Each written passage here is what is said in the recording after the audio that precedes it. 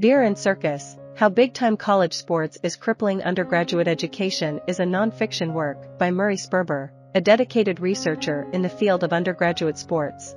The book delves into the detrimental impact of college sports on the quality of undergraduate education within modern college campuses. Sperber sheds light on how this phenomenon affects both athletes and non-athletes.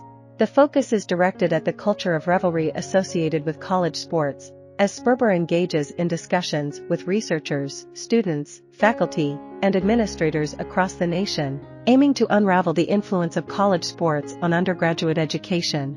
The title Beer and Circus draws a parallel to the historical Roman practice of using inexpensive bread and violent spectacles to appease the marginalized masses in the Colosseum.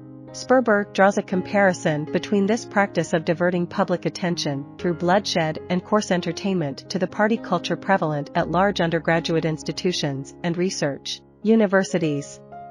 Sperber's contention is that at many state schools, today's undergraduates are essentially paying tuition for the opportunity to partake in tailgating, excessive drinking, and attending games. This, in turn, funds the research pursuits of doctoral candidates and esteemed faculty members, whom the younger students seldom have the chance to encounter. Sperber's critique spans various aspects, including the financial inflow and outflow of athletic programs, the influence of party culture and binge drinking on young individuals, and the lack of compensation for student athletes who contribute significantly to these programs' profitability. The book highlights the substantial revenue generated by athletic programs, often utilized to defend their presence on campus and in the local community. Student athletes, despite bringing in substantial revenue, typically receive scholarships without monetary compensation for their contributions. Moreover, these athletic programs capitalize on merchandise sales and high-priced tickets, offering players notoriety and the potential to pursue professional sports careers in exchange. Sperber employs a multifaceted approach to critically assess college sports, examining their financial implications, party culture's consequences, and the overall impact on undergraduate education. Sperber meticulously deconstructs this argument, addressing the imbalanced trade-off for both athletes and non-athletes. He highlights the uneven exchange where tuition funds are exchanged for unpaid, lucrative labor. He also delves into the financial flow generated by athletic departments, revealing a disheartening truth: the revenue seldom reaches the funding for undergraduate education. Instead, institutions employ the allure of sports culture and revelry to attract young individuals to their campuses.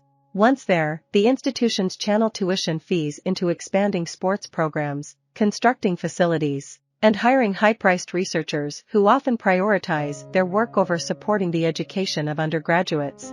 While these investments bolster the school's academic reputation, the actual quality of education provided to undergraduate students pales in comparison to the attention granted to master's and doctoral students, whose endeavors are sustained in part by undergraduates' contributions. Sperber also scrutinizes the party culture intertwined with college athletics and its detrimental effects on students.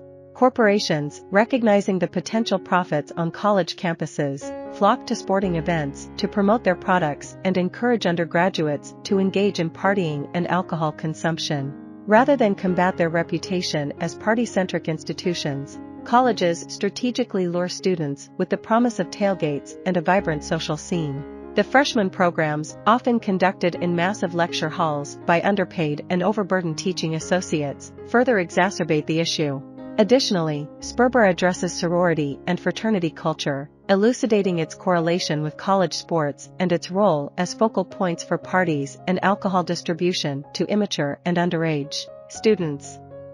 However, Sperber's discourse extends beyond critique. Drawing from sociological studies and survey data collected from students, faculty, and administrators, he formulates several recommendations to enhance undergraduate education at large public universities.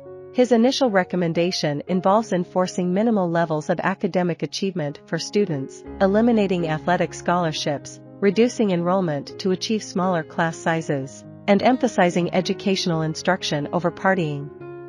Another proposal he puts forth is to separate pure research from other departments on campus, allowing researchers more dedicated time for their work and enabling undergraduates to benefit from the expertise of knowledgeable professors.